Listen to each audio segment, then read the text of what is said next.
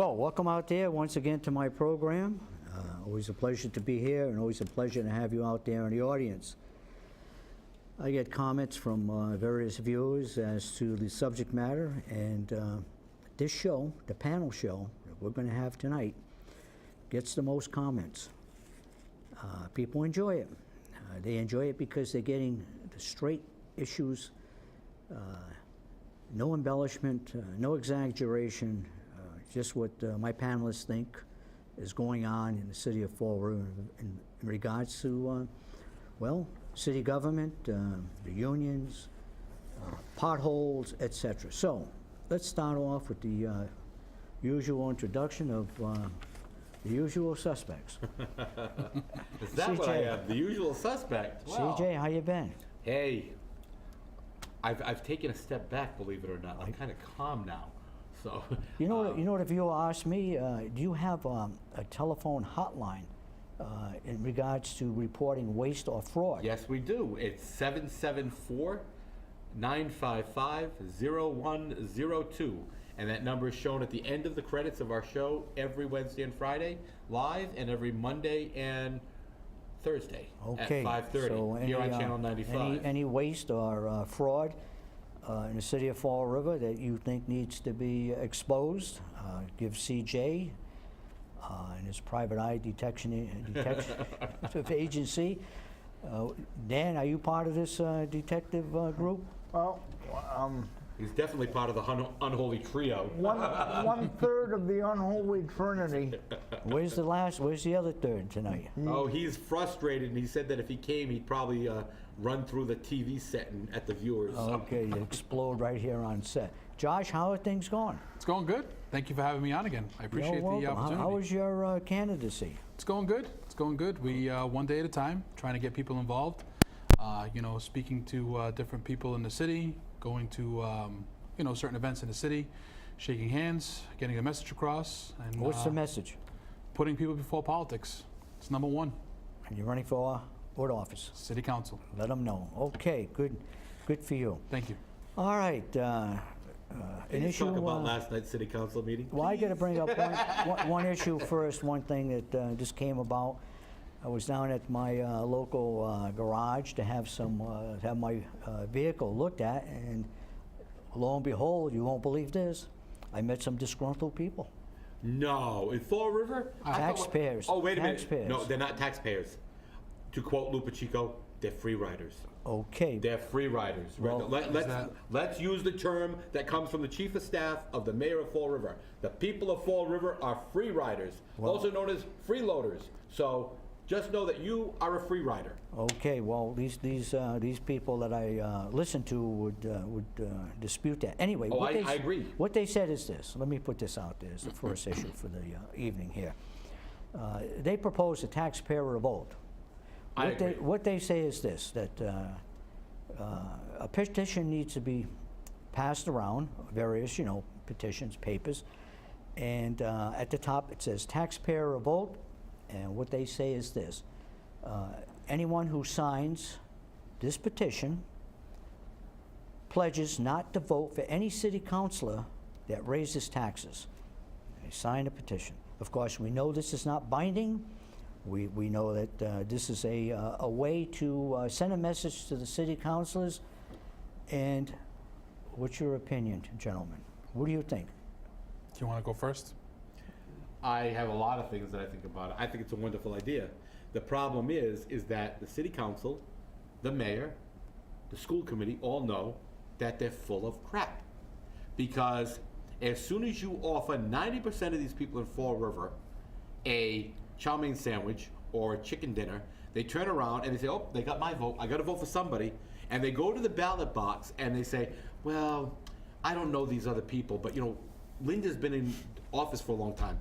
Danny's been in office for a long time. Mike's been in office for a long time. Well, I think what I'm getting at, or these people are getting at, is that the petition comes first, and it gets circulated. And then city councils become aware of this petition. We know it's not binding on anyone. But if a number of people adhered to their pledge, some city councils might be in jeopardy because there might be enough votes to actually put them out of office. The voting for the tax increase could come later, toward the end of the year, well, before the budget is set.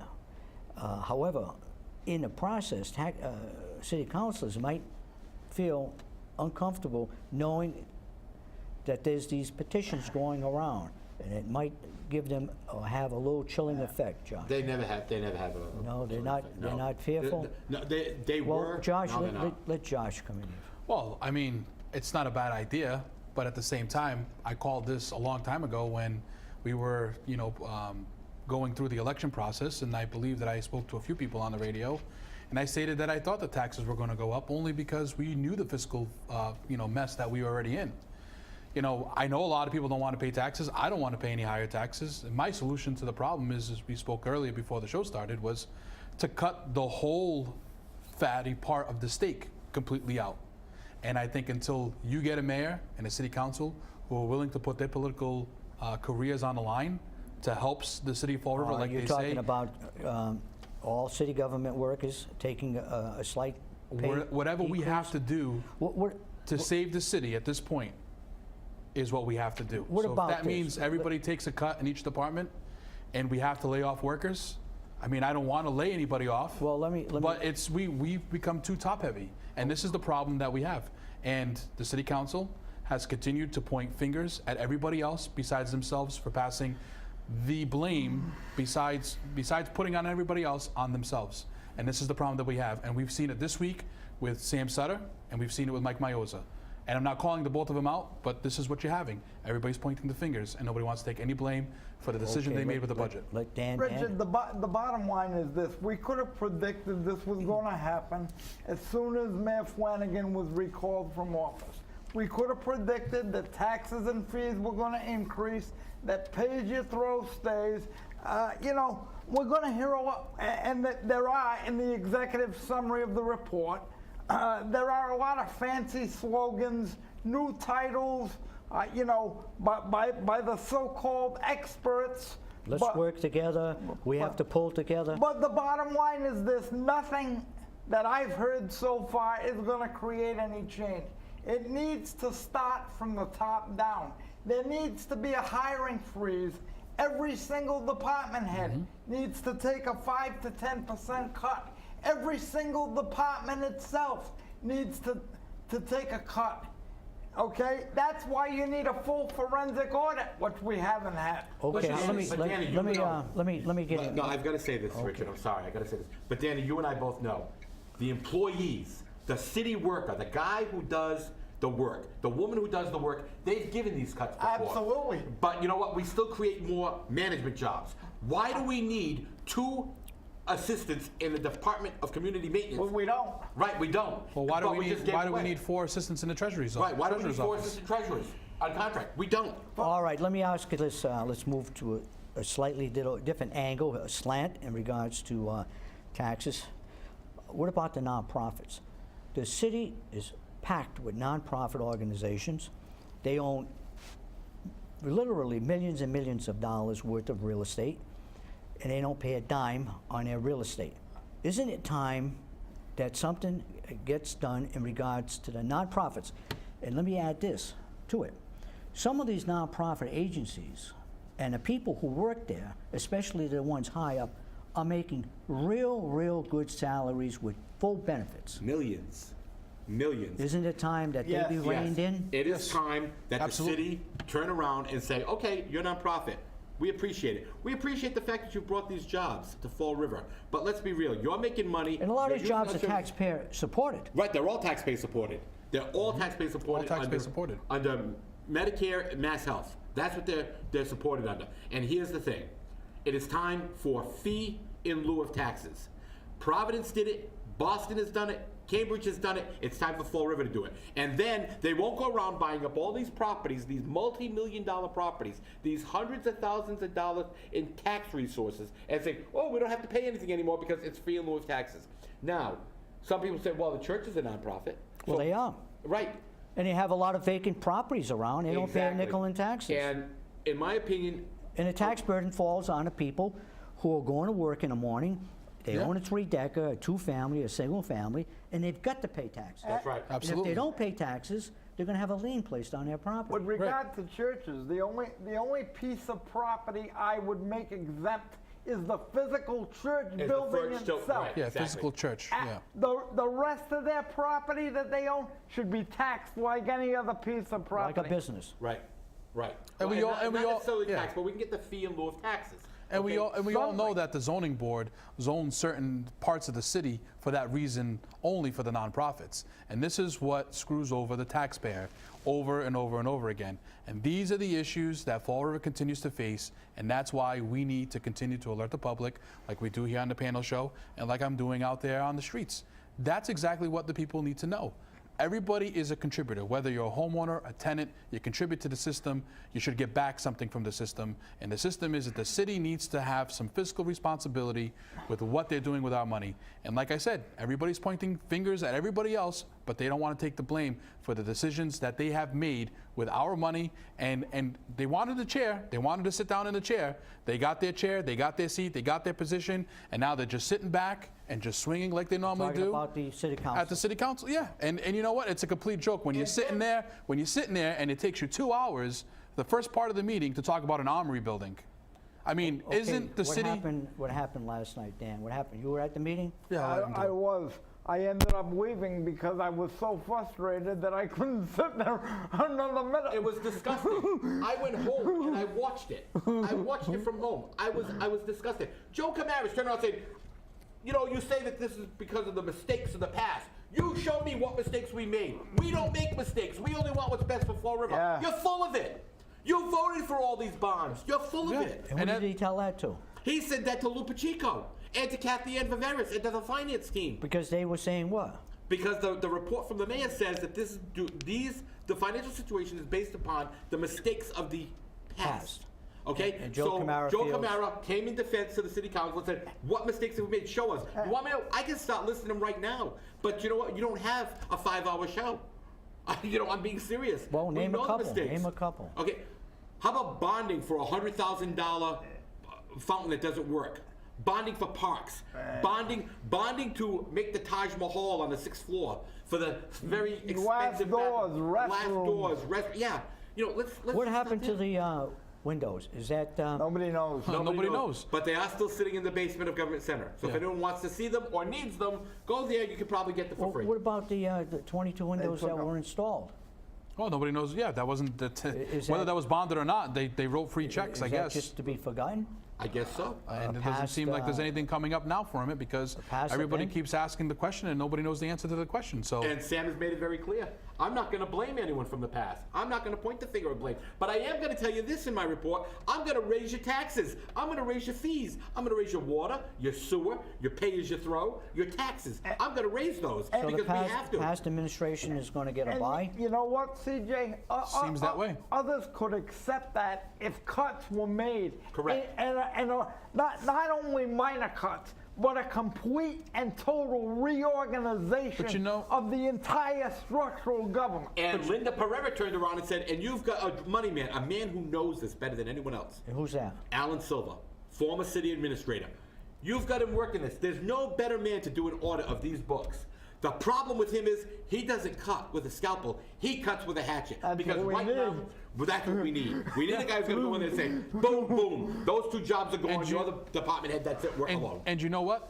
I think that if Bob Correa was able, it's Bob Correa, Yep. former mayor, Bob Correa, had another chance, I think we would have saw a little bit more fiscal responsibility, not what we got from Will Flanagan, because he gave everybody what they wanted, and it was a party on the 6th floor for Hey, 5 years. What's happening to Hey, pay-as-you-throw? If you look at Bob Correa's administration, fiscally, he was more right than he was wrong. Exactly. Okay, we pay-as-you-throw. It's staying. What is there to be said? Hopefully, well, and it was- before you go any further. It was figured into the budget. Right. Right. In other words, they projected an X number of millions that would be 3.5 million. collected when people bought the bags, but pay-as-you-throw, as we know, you go along the city streets, collection day, barrel day in your neighborhood or someone else's neighborhood, and you don't see pink bags. So has pay-as-you-throw collapsed? And if it has collapsed, what effect is it having on the current budget? I don't know Well- that it's necessarily collapsed, but not the percentage rate of participation is lower than they're admitting. Right. And so What do they admit to? They're saying that we have a 93% compliance rate, and they're basing that on the number of bags sold.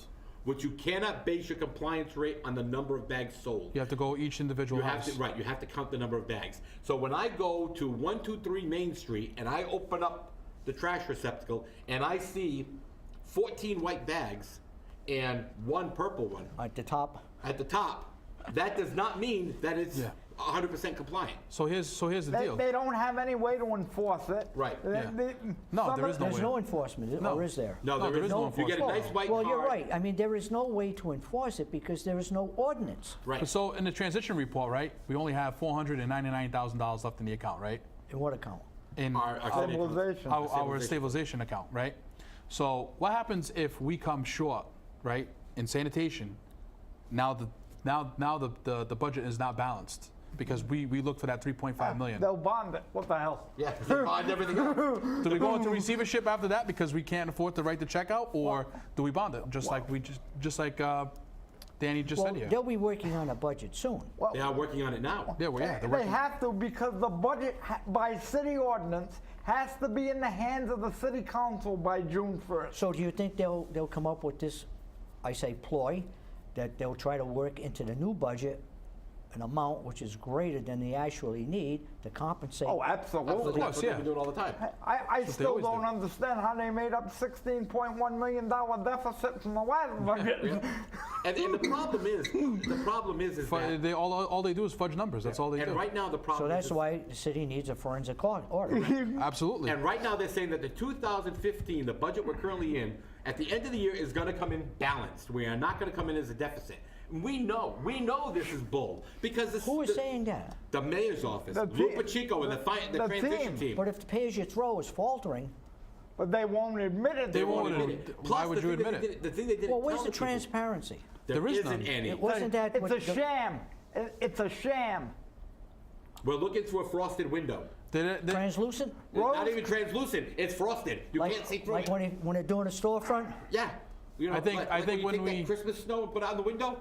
And I think when I first did the show with you on the panel show, I think that was my prediction. You would not see any transparency. And look at where you are now. All right, there you And go. this is the problem, though. This is the problem.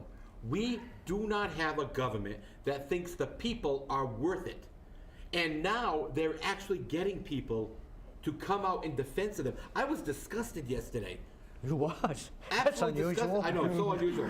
But this city had the opportunity for an A&E, Arts and Entertainment Television production company, to come to the city and produce TV programs. One particular program, which I know you would be very supportive of, Richard, is for vets.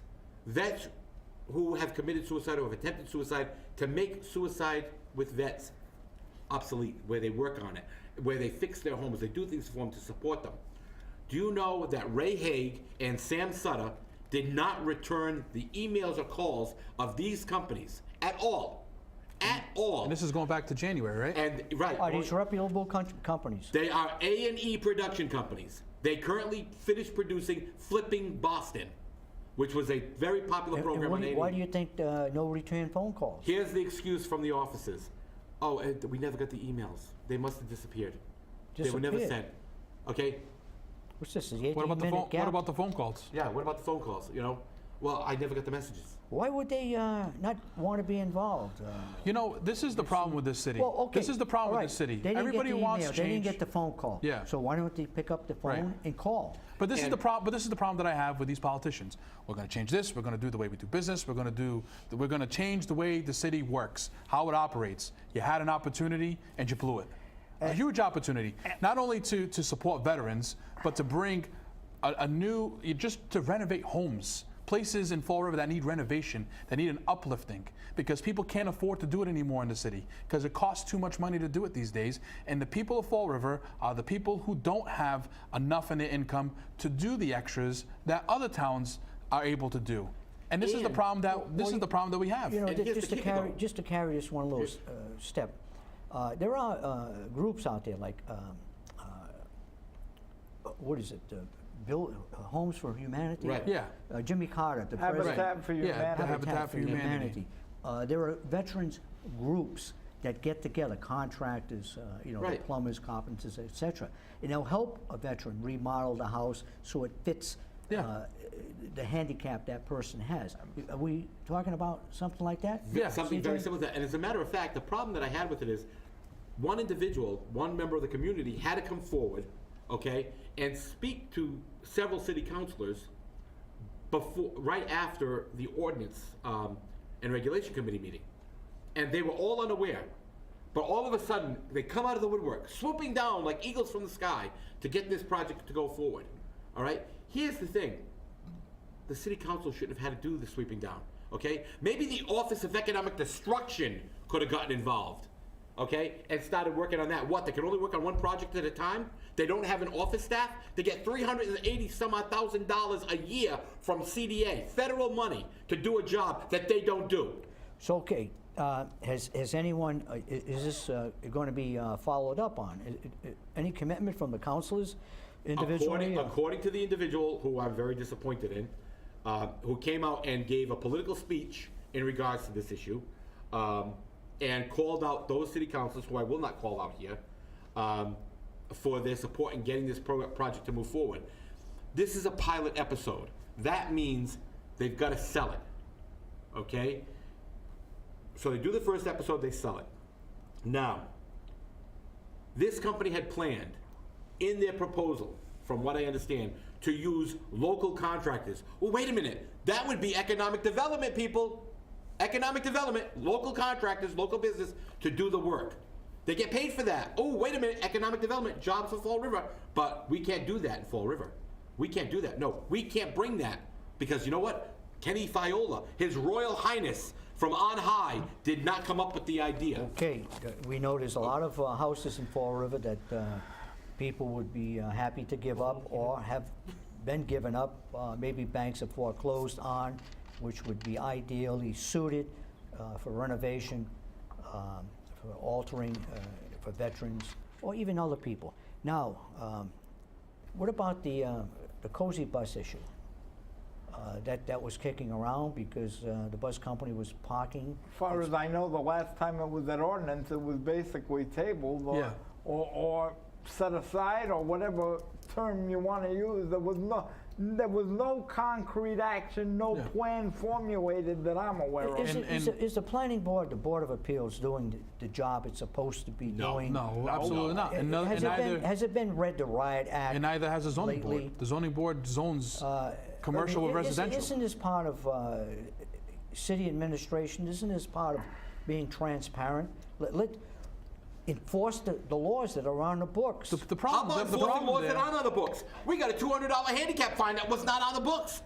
We got a $200 handicap parking fine they've been writing since 2010, and there's no ordinance on the books. Has anyone challenged you? Well, it only came up at the Ordinance and Regulation Committee meeting, and they passed it by emergency preamble. yeah. Oh, I see. So Okay, and that people who paid in the past were paying based on no law. Well, here's an interesting thing that came out.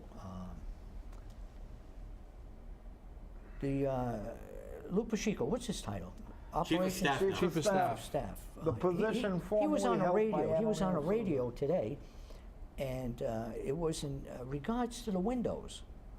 And he was asked bluntly whether or not the installation of those windows was legal, because this had been asked in reference to the people who were involved, Yeah. which is still a mystery as to who was involved in the installation of those windows. And he basically said, as far as he knows, that it was illegal.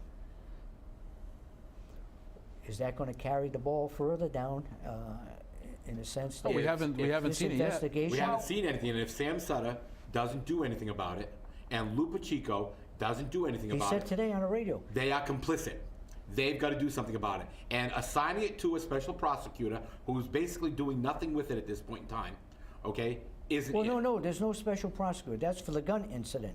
I don't know who. Yeah, you got the gun incident has a special prosecutor. Yeah, and The Windows never had a prosecutor. this because is- it was being investigated by, I believe, the AG's office, wasn't it? Right. which you could wait for Yeah, well, that's the Millennium. Yeah. In other words, I guess what I really want to know, is anyone being assigned to overview this investigation as to how 22 windows? No, nobody has. Nobody has. The mayor hasn't said, Kathy Ann, take care of this, or Lou, I want you to No, to nobody lead this. has. Nobody has. Hey, how about this one? The This is first great. person that should answer the question is Sean Kadim. Yes. Yeah, because he was the city administrator at But the he's time. going to get a $150,000 a year job over in Somerset. Did he so get it? I don't know yet, but I mean, that's what the whole thing. But But you can call in other words, if you're the mayor, Dan, you're sitting up there on the 6th floor, You mean on Rock Street, but okay. Rock Street. And you call in, we'll say the purchasing agent. The purchasing agent is going to come up to your office. Sean Kadim is not going to show up to the mayor's office. He can call him all day long. Sean doesn't have to answer the phone. Not now, no. No, but the building inspector has to come up and, did you issue a permit? No. Well, why not? Did you see the windows going? I mean, these little baby step questions. You know, there was so much illegal, just illegal things happening on that 6th floor that I think that people were afraid at that point to even go to jail because of what Flanagan was doing, that they just didn't say anything to anybody anymore, and they just let him do what he wanted to do. And if he got caught, he got caught. And with his hand in the cookie jar, he did. Well, this is and if why he didn't get CJ caught, has a it number. is what it is. Fraud and waste. What's the number, CJ? 774-955-0102. That's my personal opinion, honestly, because when you do it once and you think you get away with it, you're going to do it again. And then after you get away with it a second time, you're going to do it a third It's time. riding above the And law. then it just, and that's basically what what the state happens. says about Fall River. Just rides above the law. The law applies to the state equally, except Fall River. Fall River does what they want, and then they wait to be challenged in court. And when they lose in court, then they pay those fees, the fines, and what they're supposed to do legally. Okay, we're at the end of the program, gentlemen. It goes by fast. Okay, CJ, any prediction? Any prediction? Yeah, if I don't have a heart attack first. My prediction is if a certain individual who was recalled decides to run for mayor again, which is unofficial at this time, and wins, I'm taking out the white flag, I'm short selling my house, and I'm moving to Aruba. Okay, Dan, what are you going to follow up with? I think Will Flanagan will attempt to run again. Wow, that's breaking news, isn't it? You heard Josh, it is that first. breaking news? Have you heard of that? It was a rumor mill. I love rumor mills, but I'll be honest with you, he has the right to run. Of course, one-on-one challenge. That'd be interesting. Well, We'll see what happens. I just want to remind everyone out there, Memorial Day, Miller Monument, 11:30. We'll have the annual ceremony. I'm sure we're going to have a big turnout because this is election year and a lot of politicians like to show up, show their patriotism at least once a year or once every 2 years. So it's Memorial Day, Miller Monument, intersection of South Main and East Main Street. We'll see you there. Thank you for watching.